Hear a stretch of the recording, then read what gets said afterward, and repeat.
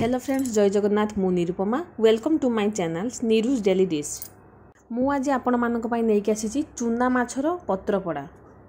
मु प्रथमे माछर तार लांज टिके छिड़े देकी तापर ता अंती बाहर करके सब माछ को एमिति भाबरे बागे नेछि।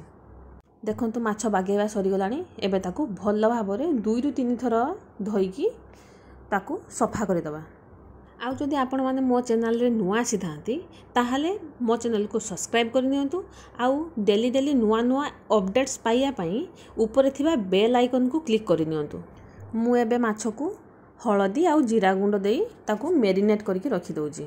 गोटे कथा ध्यान रखिबे, जदि आपण माछ को सांगे सांगे रांधंती ताहाले सेथिरे लूण पकेकी मेरिनेट करि परिबे, नहेले लूण पकेकी मेरिनेट करिवे नाही, माछ खराब हो जाए। एबे चलंतु पत्रपड़ा पई मसला प्रस्तुति करिवा। मु एठी गोटे चामच हळदिया सरिष, गोटे चामच कला सरिष, गोटे चामच जीरा, 2टी सुखिला लंका आउ किछि रसुण को मु छड़े कि नेइछि। ए माछ पत्रपड़ा रे कला सरिष नबा द्वारा से पत्रपड़ा रे सरिषर स्मेलटा बहुत सुंदर आसी थाए। मु एथिरे किछि पानी देई ताकू भिजै देइछि।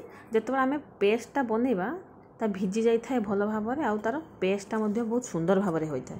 भिजेबार 15 रु 20 मिनिट परे मु तार पेस्टटा बनै नउछि। देखंतु केते सुंदर भाबरे पेस्ट रेडी हो गलानी। देखंतु मु एठी सबु सामग्री 150 ग्राम रो चूना माछ पई नेइछि। आपण जतले प्रस्तुति करिवे एमिति मेजरमेंट करके नेबे। मु एठी 3टी मीडियम साइज रो प्याज को छोट छोट करी काटी नेइछि। आ सेथिरे ग्राइंड करा हितला मसला तक पके दउछि। आ सेथिरे लूण, हळदी आउ सरिष तेल पकई मुझे भल से मिक्स कर दउछि। मिक्स कर सारिला परे आमे चूना माछ को एथिरे ऐड करवा। आपण जतले पत्रपड़ा बनेबे ना, पियाजर मात्रा आउ रसुणर मात्रा टिके अधिक परिमाण नेबे, ता द्वारा पत्रपड़ा बहुत स्वादिष्ट लागि थाए। देखंते मु माछ को भल भाबरे मिक्स करके रखि दउछि।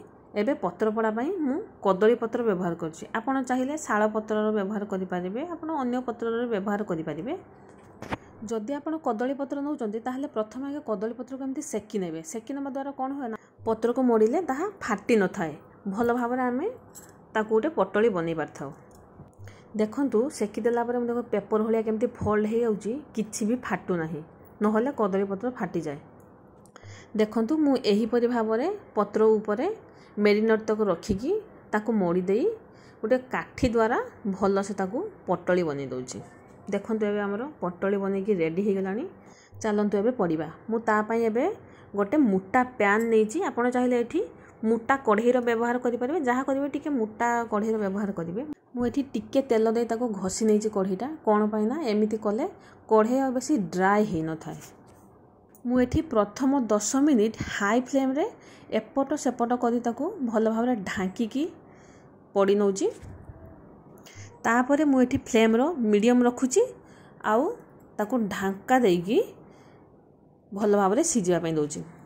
एही माछ पतुआ बनेया पई टिके टाइम लागि थाए, काहे ना माछरो टिके पानी बाहरी की पानी मोरिया पई टिके टाइम लागि थाए। देखंतु टोटल 35 रु 40 मिनिट भितरे हमरो एमिति भाबरे पतुआ रेडी हे गला। देखंतु मु एबे गरम गरम आपण मान को खोली के देखौची। देखिले केते सुंदर भाबरे रेडी हे गईची। देखंतु पूरा पानी मोरी ता कलर केते सुंदर भाबरे आसी गईची। देखंतु एहार पछपट भी केते सुंदर भाबरे पड़ी हे जाईची। एमिति पत्रपड़ा घरे बनेबे, जो माने चूना माछ खांतिनी से माने भी मध्य चूना माछ खाइबा को लागिबे। बहुत टेस्टी होइताय। भिडियोटी भल लागिले लाइक, शेयर, कमेंट आउ सब्सक्राइब करंतु। आउ घरे बनेई मध्य खांतु। Thank you.